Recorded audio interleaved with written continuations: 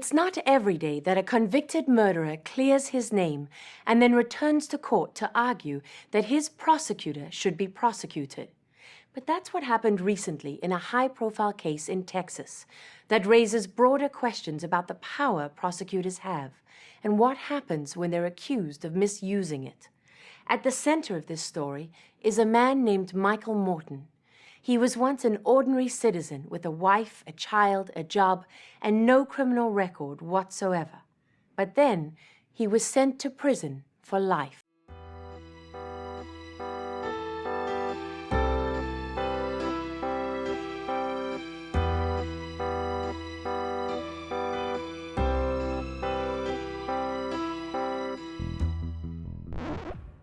Hey, this is Soli, and this is Kitchen Table Research, where we do the research so you don't have to.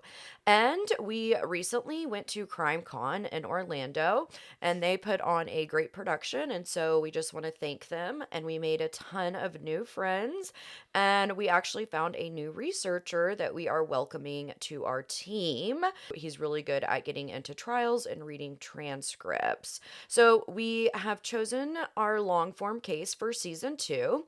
We were originally going to do Lisk, or the Long Island serial killer, before the news broke that he was arrested, but we now feel that other podcasts will be addressing the Rex Huberman case. And so we're going to move on to something different, and I'll give you guys a little clue. It's a big movie out now, and I'd say that it's a triple threat. So if that gives you little breadcrumbs, then you might know what case we're going to do next season. But today, Jones is going to tell you the story of Michael Morton. And for our fans who have been listening to the Darley series, you guys are going to understand how that Michael Morton kind of parallels that case. And we have a couple of new fans, which I'll have Johnson announce, or a few new subscribers, which I'll have Johnson announce. And we should have Darley out to you soon. So, who are our new subscribers, Johnson? Well, real quick, our researcher gave us a little bio info for his little introduction. So let's just give a quick shout out to Noel from Hoboken, New Jersey. Yes. Yeah. Okay. Do you want to read his bio? Yeah, he says, I have a wife and awesome kids. I have a Juris Doctor law degree from Stetson College of Law in Gulfport, Florida. He interned with the Innocence Project of Florida, and he is the president of Stetson's Innocence Initiative. He's in the process of getting his law license and passing the bar. So thank you, Noel. He's going to be our legal consultant and research assistant, and he's also just super awesome. He So we're is. so excited to have you on board. And we met him at CrimeCon, and I met him standing in line for the pathology, like one of the pathology signings. And so we got to talking, and he is an awesome guy. He really is. He's super smart. And so he is joining our team, especially going into season 2. Okay, really quick before you do shout outs, I am going to shout out our social media. I have started a TikTok channel. Well, I've had it for a while. It's at Design and True Crime, and part of it is me remodeling my vintage house. Right now, I'm actually currently in the process of painting my parlor black. But I've also started doing true crime stories on TikTok and YouTube's live under Kitchen Table Research. And you can find Kitchen Table Research. You can just look it up on Facebook, Instagram, or any other social media, and you should be able to easily find us. Go ahead and give us those new subs. I'm going to hand the mic over to Jones, and she is going to get into the Michael Morton story. So this is the case of Michael Morton, and I have loved this case ever since I first read about it in the Case of Texas Monthly years ago. Michael was big news when he eventually got exonerated in the murder of his wife due to evidence that was never placed into discovery by the prosecution for review by the defense during the original crime investigation and trial. Michael Morton's story explicitly points a finger against individuals who led the prosecution team, Also, the Texas legal profession, and the cat and mouse game the sheriff and prosecutor of Williamson County, Texas, played with Michael Morton's life before and during the trial for the murder of his wife. So let's go backwards in time. Austin, Texas, August 13th, 1986. That is 5 years before the yogurt shop murders. There's a young couple who had they had not recently married. They'd been married about 8 years. They had put off their university studies at Stephen F. Austin University in Natchitoches and moved to Austin, where they were both employed. Michael was a pharmacy manager at a grocery pharmacy and went to work early in the morning to get ready for his day. Christine has also found employment as an accounting employee, and the couple had had a 3-year-old son named Eric. Their lives had direction, and both intended to complete their degree programs. Michael wanted to complete his BS in psychology, and Christine was studying for a bachelor's. Their backgrounds do not reveal any criminal charges, DUIs, or unlawful acts. Their son, Eric, had been born with a hole in his heart, which is a congenital birth defect. They had recently been surgically repaired. He had started gaining weight, and he was playing developmentally just as a 3-year-old should do. Life was just great for the couple. Michael left his home at 5:30 a.m. to go to his job as a pharmacy manager. He took that early shift. Chris got up a little bit later with Eric, got him ready for daycare, and then drops him at daycare on her way to work.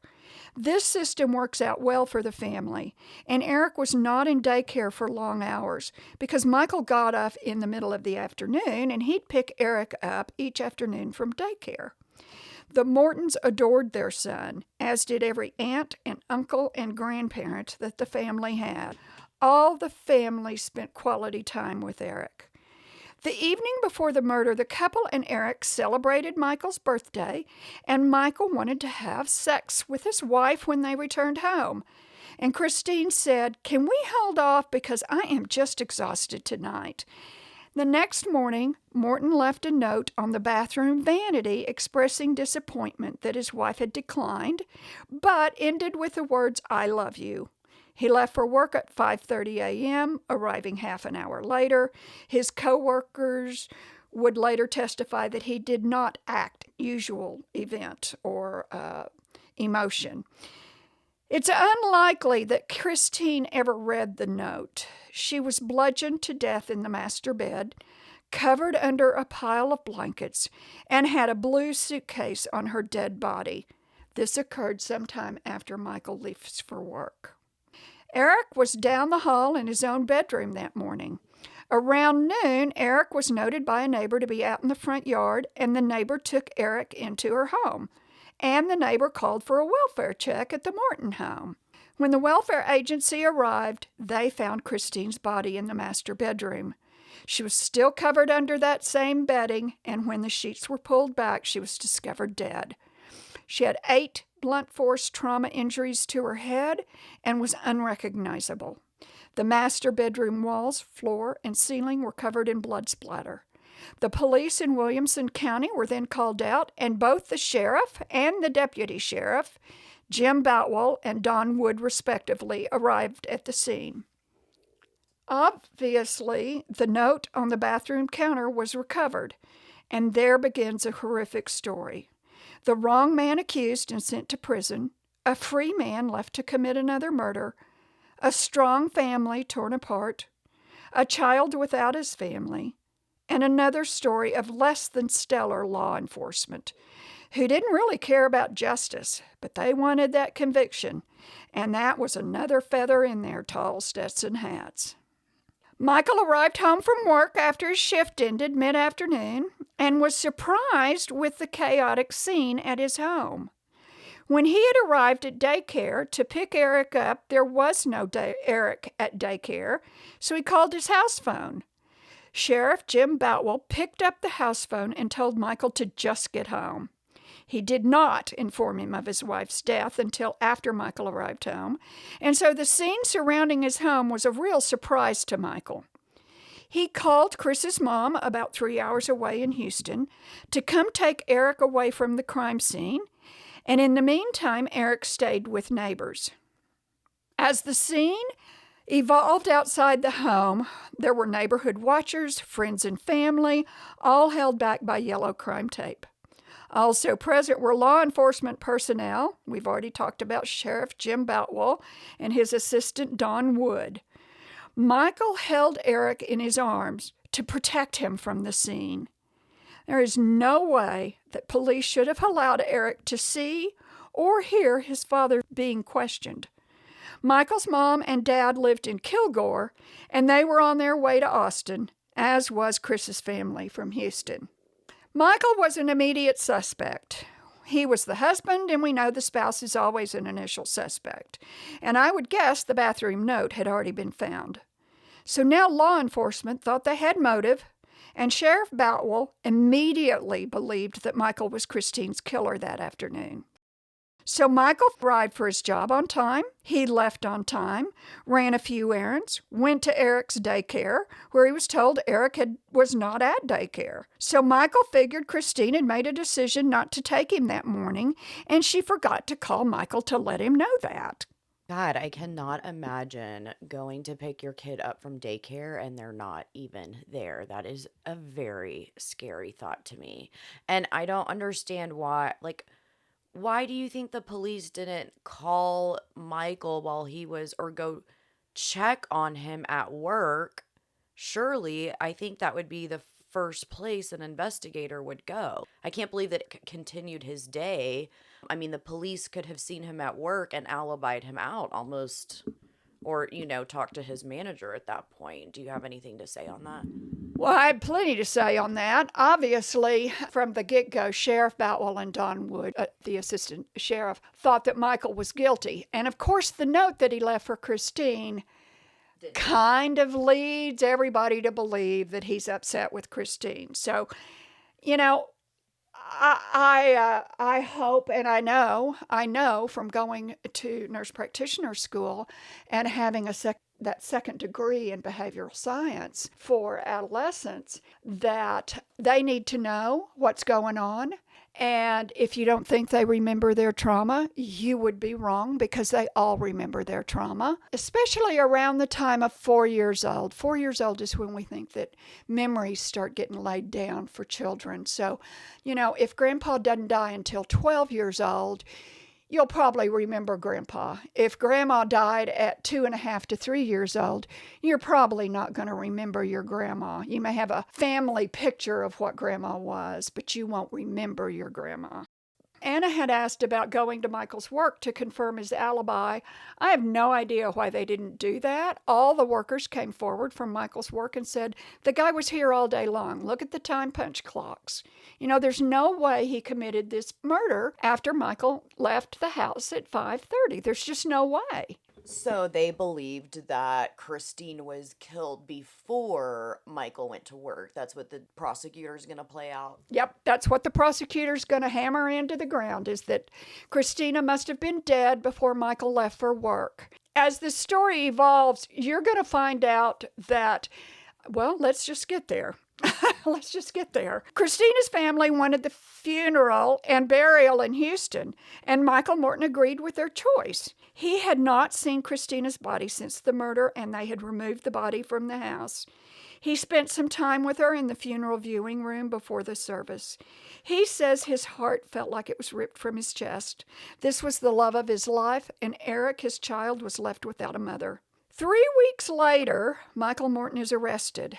He'd already gotten the big picture that he was their prime suspect, and he had retained criminal defense lawyers, one whose name was Bill Allison and one whose name was Bill Mack, and they referred to them as the two Bills. So Michael was told by the Bills not to speak to any law enforcement from that point forward. But Boutwell and his law enforcement cronies had already begun an insidious, planned, conversational, and verbal assault to convince Christine's family, neighbors, and work colleagues that Michael Morton was indeed responsible for the murder. Does law enforcement really plan that out when they need a suspect to point a finger at, just like we think they're doing in the Routier case? I think it's really hard to draw the line between when you're when detectives are trying to find out if like a spouse is the guilty party, I feel like it's really hard to draw the line between, interrogating family members to be like, are you sure you actually saw them? And tell the difference between that and we know you saw him. You say you saw him kind of thing. Right, absolutely, because one's so much more accusatory than the other one. Yeah. Instead of letting the suspect reveal their story as opposed as to pointing your finger at them in the middle of an interrogation room, that's a lot of different emotions in my mind for that suspect. Well, and I Yeah. feel like it goes against the, you're innocent until proven guilty. True? Yeah, that's what I'm saying. Like, I feel like when you have a suspect and you're trying to find out if there is enough information to think they're the guilty party, I mean, it's really hard to treat someone as innocent when you're trying to rule them out because you're trying to find out if they are innocent. And I agree with all that, except why didn't they just go back that first afternoon and confirm that Michael Morton's alibi was at least plausible? I'm not saying that they could have cleared him of the murder, but if they'd gone to his workplace and questioned those people that same afternoon before the news got out that Christine had been murdered, then everybody would have said, well, yeah, he was here all day. Yeah. Within hours, law enforcement was certain they had the killer and went about constructing a case for implicating and convicting Michael. Don Woods, deputy sheriff, was the lead investigator for the case, so he reported everything to Sheriff Boutwell. I want to describe Sheriff Jim Boutwell and his presence in the hill country of Texas. He first gained media attention when he was lauded for his part in the buzzing of the UT Tower, and even though he aggrandized himself, he was merely a passenger in that plane, and he fired no shots. Now, to hear Boutwell's story, he was flying the plane and shooting out revolvers from both windows. That is not true. During the early 80s in Texas, Henry Lee Lucas got arrested, and he got charged initially with 3 murder charges, which were real. It was his wife and I believe it was his parents and his wife. I can't remember. And law enforcement from all over the country were flown in, and they questioned Lucas. And anytime Lucas wanted to be his narcissistic self, he would run the scam with his interviewers, including Sheriff Boutwell. But it was Boutwell who, of course, claims he got those 300 confessions that Henry Lee Lucas ultimately confessed to. And then Lucas begins to recant his confessions, and Sheriff Boutwell got egg on his face. So Boutwell was eager to prove himself in this Michael Morton thing. And when Michael Morton was arrested, Boutwell believed he had found his patsy. Several reports were submitted to the police investigation over the next 3 weeks, and these were never investigated by Deputy Sheriff Don Wood, who was the lead investigator. Why would evidence not be investigated? Why would that evidence not get the same evaluation as any other piece of evidence? Apparently, Boutwell had given Woods the task of interviewing people associated with the case, but he had not given him the task of preparing evidence. So that evidence was hidden by Sheriff Boutwell in cahoots with the prosecuting attorney, Ken Anderson. These 2 men were unscrupulous, and they wanted a guilty verdict returned against Michael. As the police and forensic investigation ends, Judge Lott, who had been appointed to the case, asks the prosecutor, Ken Anderson, if there's anything else that he needs to see. The judge is told no by Ken Anderson. Those reports are gathered up, sealed into boxes, and placed into storage on the judge's order as per the rules of trial.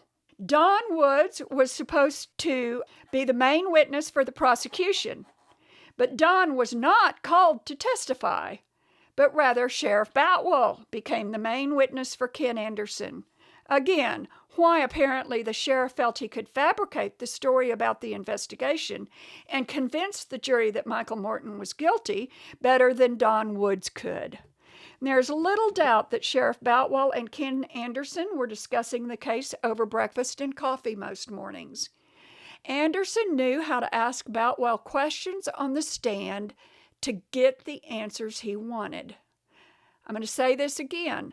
Before the trial started, Judge Lott asked for the boxes of evidence to be brought before him. Then he asked Ken Anderson, are these evidence boxes ready to be sealed? Ken Anderson relayed to Lott that the boxes were indeed ready to be sealed and stored away. And so Judge Lott orders that, and they're sent into storage. In those sealed boxes was evidence that was not known to the defense. The parameters for evidence to be exculpatory is the defense must be aware the evidence exists and specifically ask for it to be placed into evidence so that the defense team then makes a decision as to whether or not it should be presented to the jury. So basically, exculpatory is just anything that would exonerate, excuse, or mitigate the defendant's involvement in the crime. So it could be anything that proves they didn't do it, excuses the crime, like proof that they're cuckoo bananas, or mitigates it, like, if a wife has a history of domestic violence and she kills her husband in self-defense. Okay. So I don't know how it worked exactly before the Michael Morton laws, but now the defense does not have to be aware of it for the prosecution to turn it over. However, I believe the defense in this case did file a motion for discovery for anything and all evidence, which Correct. means that the prosecution had to turn everything over because they did request it. Right. Except they didn't. Exactly.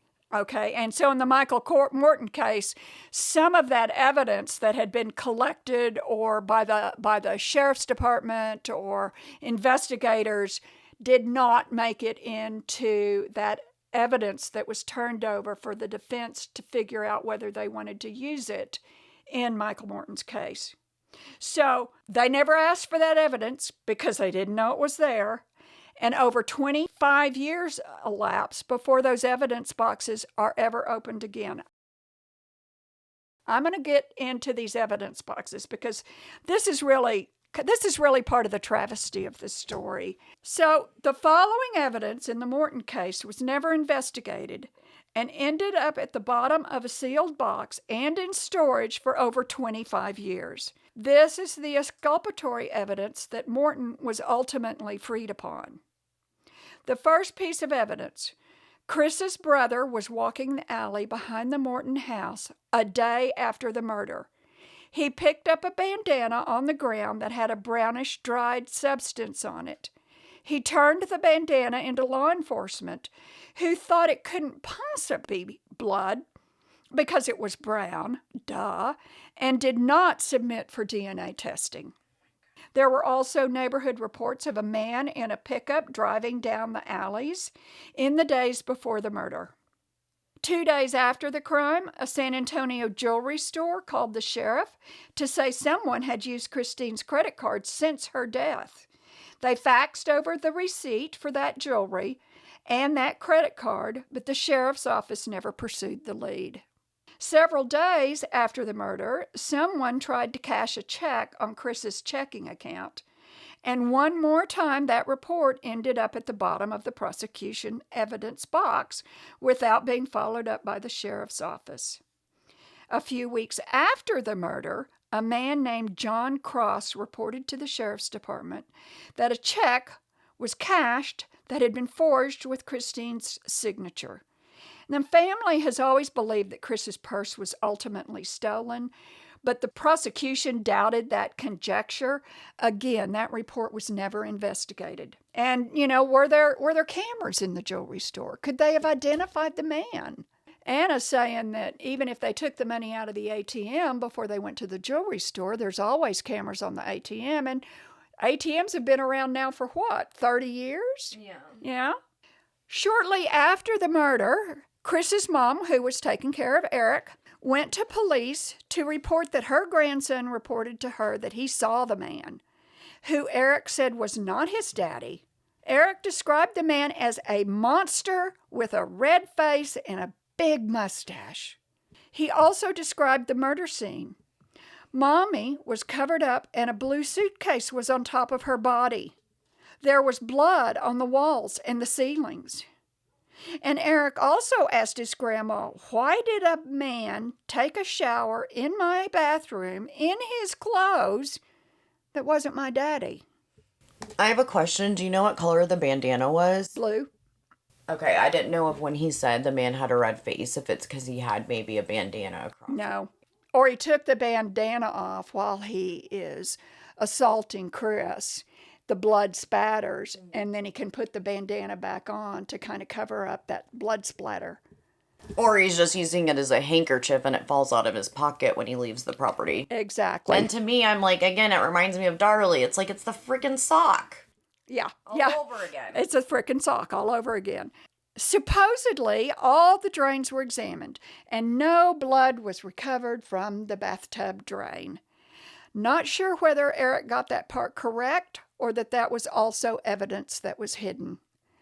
Now, Eric does not remember telling his grandmother that, but she went to the sheriff's office with that information because she thought it was so valuable. They took that as, I guess, third-party evidence because, of course, Eric wasn't going to come down to the sheriff's office.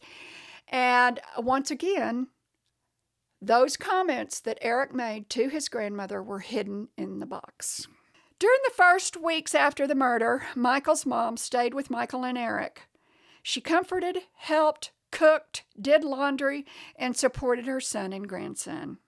The day of Michael's arrest, Michael's mom had decided to leave in the morning for the 5-hour trip back to hometown of Kilgore, Texas, leaving Michael and Eric alone in the house for the first time since Christine had been murdered. The two were cooking together when a knock at the front door sounded. Michael opened the front door.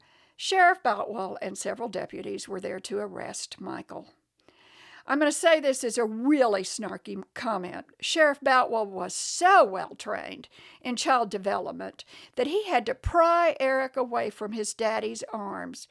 Eric watched the handcuffs placed on his dad, and then Eric was taken to a prearranged neighbor's house, kicking and screaming. He was ripped from Michael Morton's arms. If somebody did that to my child in front of me, I would be devastated. Like, why would you not take the child to the neighbors first? Right. And I don't know what mindset Sheriff Boutwell might have had, but he obviously had no parenting or child ability. Or empathy. So he's remember that Eric's in the house and he observed the crime and the scene and the arrest. Michael's mom had just arrived back in Kilgore, and the elder Mortons turned their car around and headed back to Austin. In my opinion, Jim Boutwell was heartless and not cognizant of any trauma he caused for Eric. And all the events surrounding Chris's death were certainly traumatic, and so is seeing your only remaining parent treated like scum and handcuffed in front of you.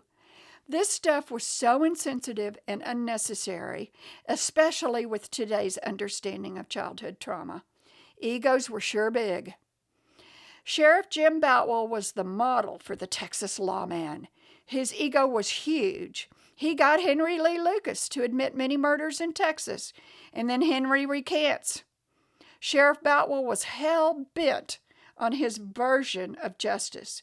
Again, the story about him single-handedly shooting down that man in the UT Tower in 1965.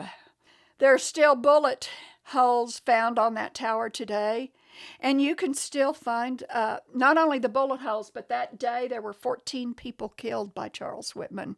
Yeah, one of the first spree killings, although they did do an autopsy on Charles Whitman's brain, which did reveal a tumor growth. This is just me being an obnoxious nerd, but technically it's a mass killing. Okay, whichever y'all want to call it, I'm in on either mass or spree. It was a lot of people. There was a lot of people that died. She's right. It's a mass. Yeah, so y'all are going to agree that it's a mass killing. Jim Boutwell believed he was endowed with superpowers, and anyone he arrested on his watch was certainly guilty. Mr. Morton remained in handcuffs until he was placed in his jail cell. He remained in that cell for the next week. In his book, Michael says he had his first introduction to jail, jailers, and inmates. The prosecution team called him every vile and nasty name to anyone who would listen, even insinuating that he had masturbated and ejaculated on his prison sheets. His original bail was $250,000. Again, that gets reduced down to the 10%, which is $25,000. And then ultimately, it was reduced for $2,500. Michael's mom and dad came up with that money to get him out of jail, and he was dismissed to await trial. In the meantime, Michael's family took turns caring for Eric, and at every opportunity, Michael was with Eric. At every press conference or every conversation, the prosecution painted Michael as the wife killer. The presiding judge of Williamson County was William Lott. That's a double whammy. Before the trial started, Judge Lott asked the prosecution team to place all the records, phone messages, notes, and investigative reports into boxes. And Ken Anderson assured Judge Lott that there was no further evidence. And so, believing Ken Anderson was telling him the truth, Judge Lott ordered those boxes sealed and placed into storage. Many years later, that undisclosed evidence was opened and re-examined, and that scant 1-inch stack of relevant information we talked about was found in the bottom of a sealed, unopened box. The prosecuting attorney was Ken Anderson, a new hire in the prosecution office. Ken is described as a man who would not let a dog bone go. He was an aggressive, snarling prosecutor, and certainly not above adding untruths to his insinuations of Michael. On February 9th, the trial begins. Michael had a couple of friends testify to his good character, as did both sides of the family testify on Michael's behalf. His time clock punch card revealed that, in fact, Michael punched in before 5:30 and punched out at 2:30 p.m. This jives exactly with his story. And he passed 2 polygraphs. Now, I know that we've talked about polygraphs, so passing the polygraph probably doesn't mean much, although I think the fact that he did pass 2 of them maybe means something. Well, I mean, especially back then, like we didn't really know as much as we do now. So I definitely think it was favorable to him back then that he did pass. Yeah, I think so too. Dr. Bayardo, our friendly Houston medical examiner, performed Christine's autopsy, and he analyzed the stomach contents, and he testified that she died between 1:30 and 2:30 a.m. Unbelievable. He was wrong, and because of Dr. Bayardo's testimony, it seemingly placed Michael at home during the killing of Christine, as in before he left for work at 5:30 in the morning. And did they not, like, when the police or the medical examiner got on the scene, did they not do a liver temp at that point? Yes, and I'm getting into it. Well, since that time, the liver temp has not become widely as used because there's been some blubs in it. So the new normal is to check body temperature. And so if you assume that 98.6 degrees in Fahrenheit is normal body temp, then for every hour after death, the body temp drops by 1.5 degrees. That would make Christine killed around 9 a.m., not at 1:30 or 2:30 in the morning. And that's a big gap. That's a big gap. Well, also, even back then, if you are using stomach content analysis, that's like a 5 to 6 hour window because everyone digests differently. He cannot pin it down within an hour, regardless. So messed up. Well, messed up, and FYI, Dr. Bayardo has since been called into court on his own for, I don't want to say falsifying information, but misrepresenting information that he thought he knew at autopsy. Does that make sense? Yeah, so he's just incompetent. I think so. And it says, my notes say that current research states that at least 5 hours must elapse before analysis of stomach contents is valid. The Mortons had dinner out. They ate around 9 p.m. So Dr. Bayardo did not use any other scientific outcomes to determine the time of death. Not the rectal temperature. He didn't do a liver temperature. So he comes up with the time of 2 a.m. that her murder takes place. Obviously, again, that just plays right into Ken Anderson's plan to make Michael Morton appear guilty. On February 17, 1987, Michael's found guilty and sentenced to life. 1 month later, March 17th, he's denied a new trial. The assistant DA, Mike Davis, makes this allusion to a 1-inch thick police evidence report file that didn't get presented to the jurors. Was that some attorney DA's way of saying, y'all missed evidence and you didn't present it, and if you'd looked further, you would have found it? Anyway, was that a hint? And again, the evidence report's buried at the bottom of the sealed box. January 88. So a few months later, another woman, Deborah Baker, is beaten to death in her home. That home is just 12 miles from the Morton home.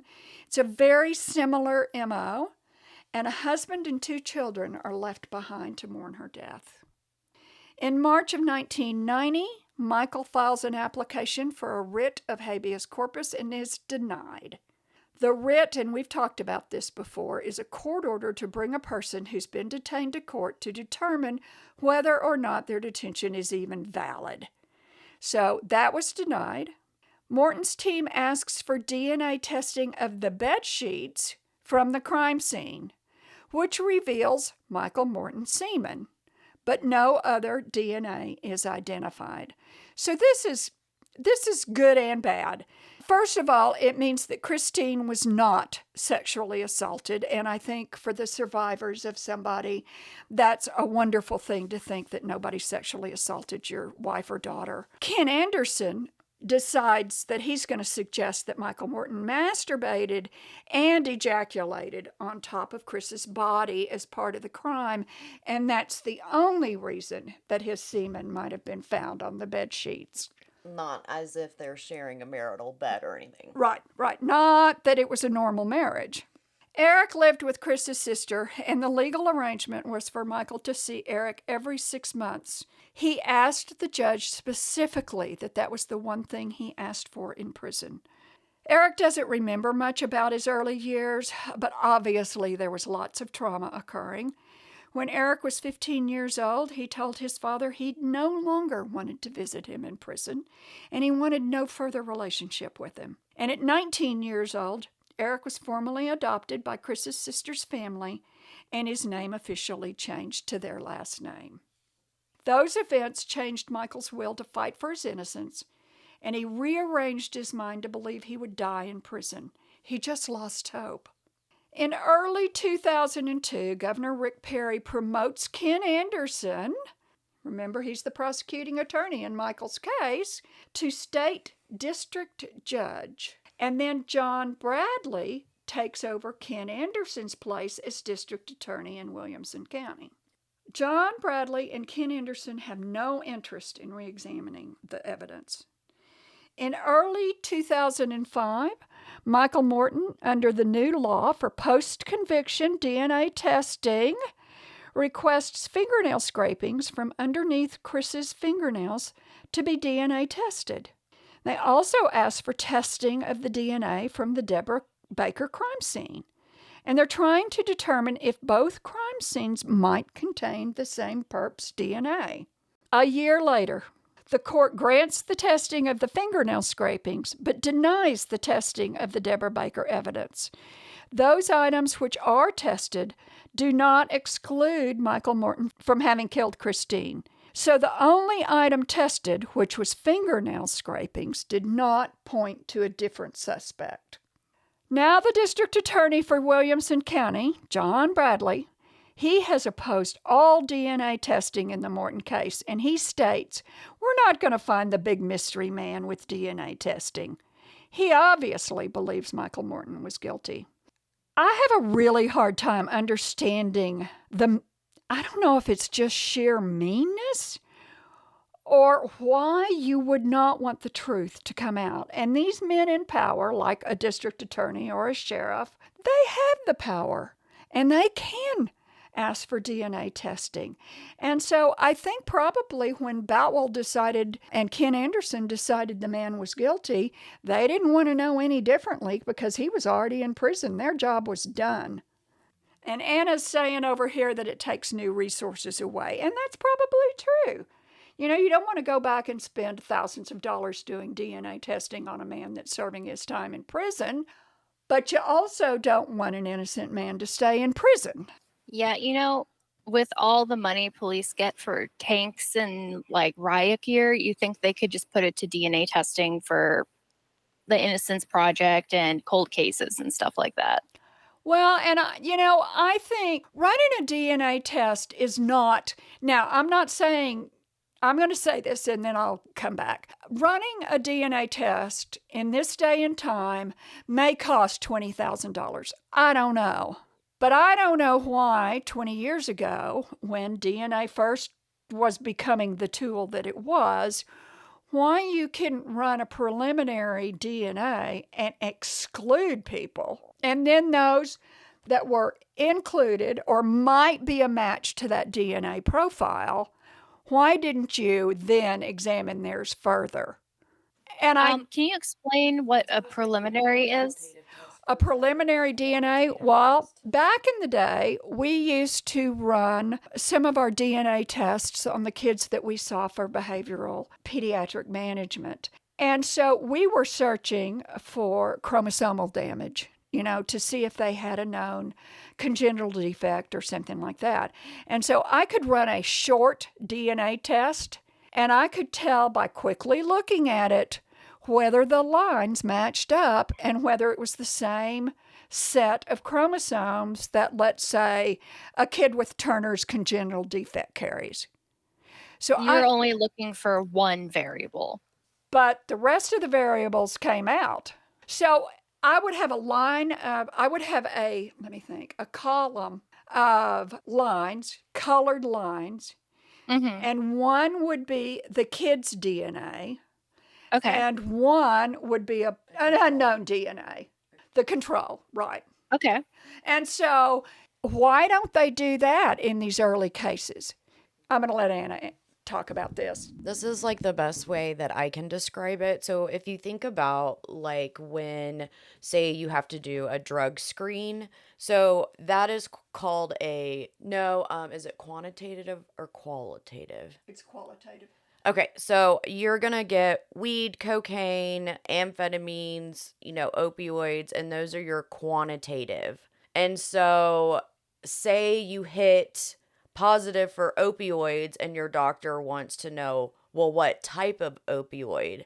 Then they run what's called a quantitative test, and it Just breaks check the down levels. the opioid. So the first test is kind of like an umbrella, and Okay. then if something hits, then you can go back and do quantitative testing. Okay, so basically the preliminaries, like, is there anything here? And then if there is, then you look into it further to get more details. Absolutely. Yes, yeah. You've got that Okay. right.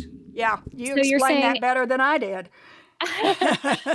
Okay, so you're saying when they're doing the DNA testing, if they were like, okay, this doesn't match him, why didn't they run it further to see who it did match? Correct.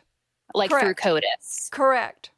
Okay. Except at that time, Bradley, or the former Ken Anderson prosecutor, ran nothing through DNA until they finally got, what did we just say? The DNA on the sheets was the only thing they'd allow to be run through DNA. Well, if you're going to run it, run it. And I realized this was 30 years ago and the technology is not quite where it is today. But the only thing I know of that they usually do to check for who it was is to run it through CODIS, but that wasn't even created until the 90s. Right, So right. I'm not sure how they would see who it belonged to. Right. So In 2008, a new judge, a specially appointed judge, they've gotten a new judge to hear the case again. He orders John Bradley, who is now the prosecuting DA, to release and open those sealed boxes from 20 years earlier that pertained to Chris's murder. And that day, as they're going through the boxes, Michael Morton's attorneys find the description and everything, the description from Grandma about Eric's comments, the reports from the neighbors, the report from the jewelry store, and the bank, and the bandana, all sitting in the bottom of a box. Well, now they've got something to test. A discussion occurs as to whether Ken Anderson could have known about this evidence. The answer to that's a resounding yes. It means that Ken Anderson intentionally withheld this evidence from the defense.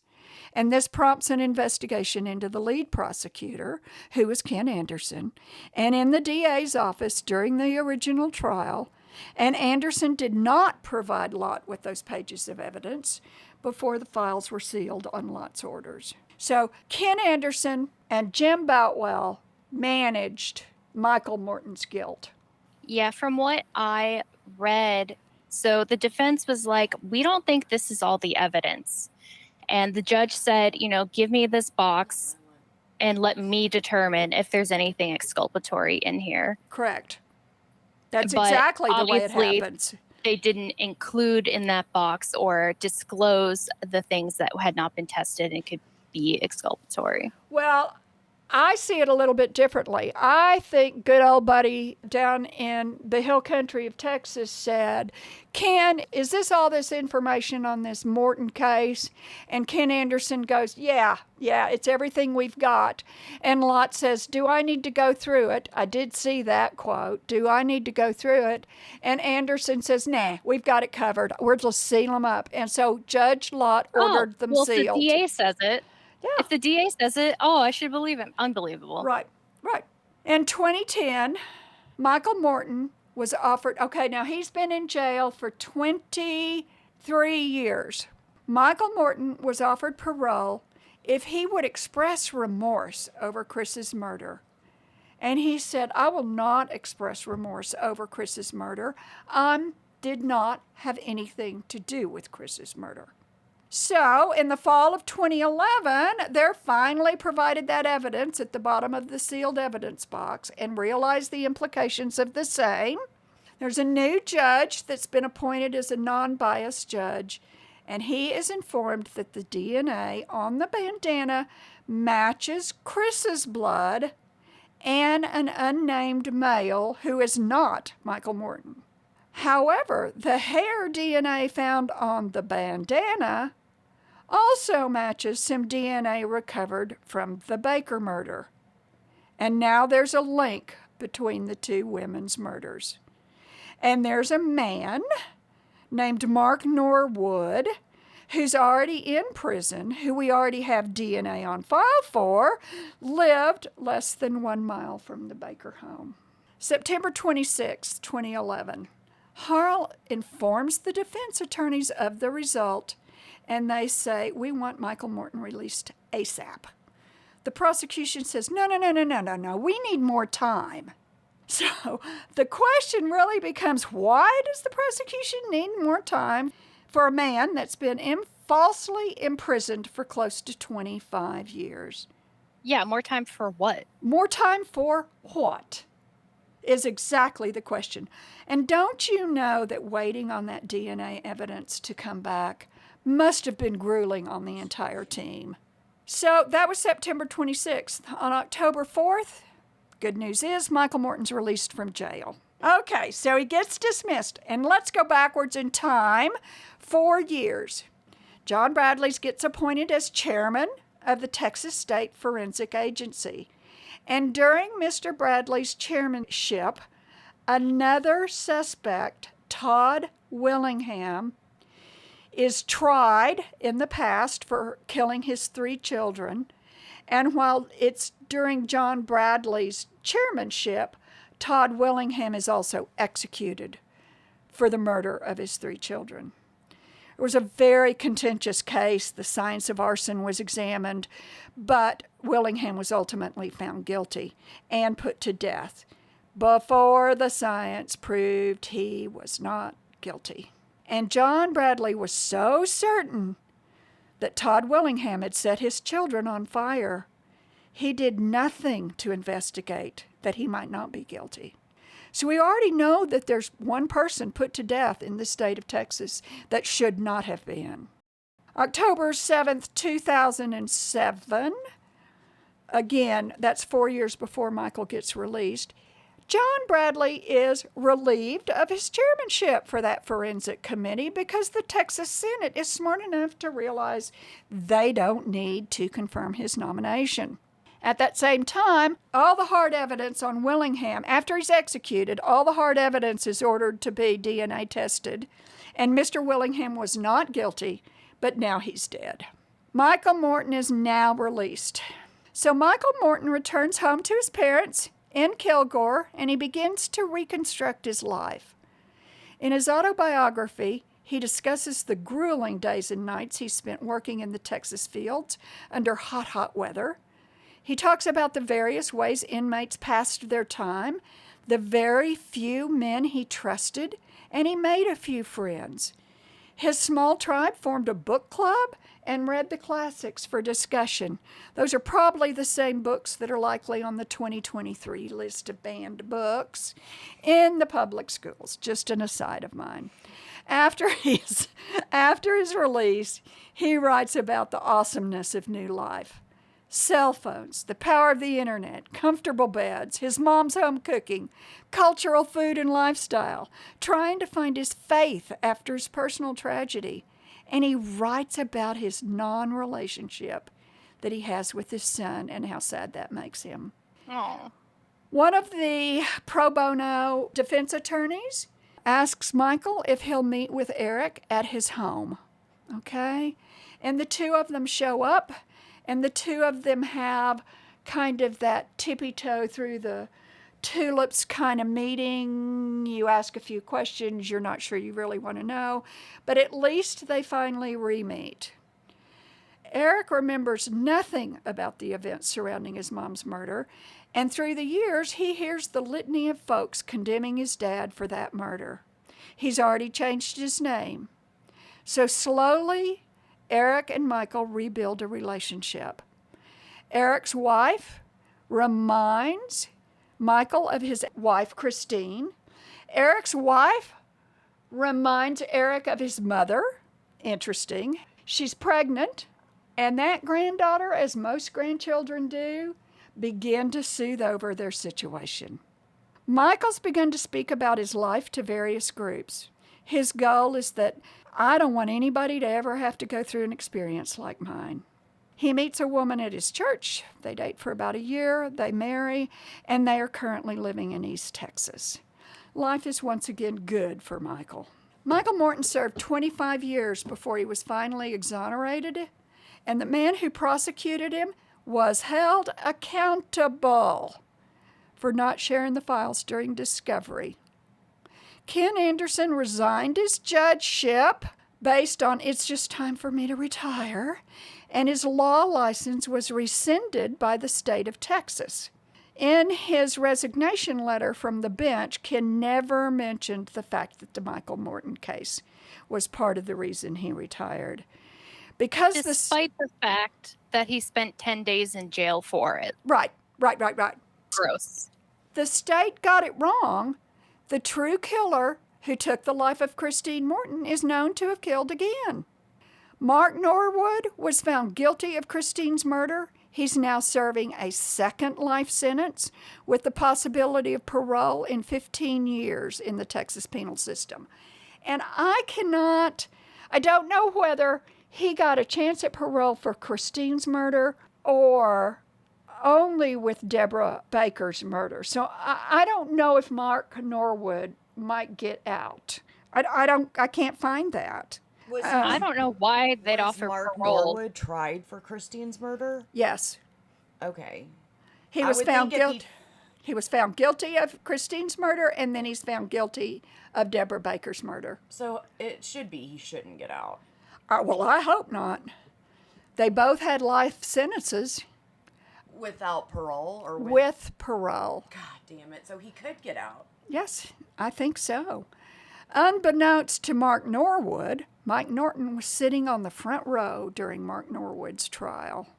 Sheriff Boutwell died of cancer in 1993.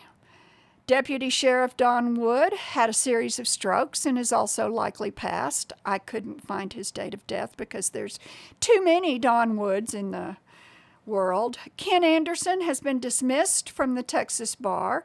He resigned his judgeship. And oh, by the way, before all this happened, he won Texas Prosecutor of the Year. And that's the end of the story. My references were Texas Monthly, 3 different editions. Michael Morton wrote a book called Getting Life. There's a law newsletter called the Texas Tribune. I got some pictures and everything out of that. And there's also a website called Media that I just recently found, and there's an article by K.M. Brown in there. And then there's another writing about the crimes and misdemeanors of Sheriff Jim Boutwell. And those are my references. And I'm done. I just have one question. What did Eric and his wife name their baby? Christine's name was Christine Marie, and they named their baby Marie. And doesn't that warm the cockles of your heart after so much horrible information? Well, Jones, I think that was an excellent story. I think you did a great job. Johnson, do you have any other questions or anything that you have to say before we sign off today? I would just like to add an addendum. The absence of semen does not mean that she was not sexually assaulted. I don't know if they knew that back then, but we know today he could have used a condom. Not everyone goes to completion, that kind of thing. But you know what? If it's for the family thinking that she didn't suffer quite as much, then let's leave that be. But yep, but that's it for me. Awesome. Okay, great. Well, thank you guys for tuning in today. We are coming out soon with our next Darley episode. Then we might have 1 or 2 more chatters before we kind of shut down for the season. And we'll take a little break so we can do some research. And then, like I said, we've got a really awesome story for season 2 that I'm really excited about. And I'm excited for the next few cases that we're going to do. So we also have a Halloween special. It'll be on my TikTok. So again, it's at Design and True Crime, and it should be live on our YouTube under Kitchen Table Research. And we also are going to do a Christmas special for you guys, and I'm going to keep that a secret too. A little Santa secret, because you guys, this is not a true crime. It's more of a, well, it is a crime, but it's not a murder. So it's a little bit more uplifting and a little bit more, Hijinks. a little bit more, a little bit more of a hijinks than a murder. Signing off. You guys have a great day. We'll see you next time. I'll talk to you later, Johnson and Jones. Great job today. Thank you. All right. Bye. Bye.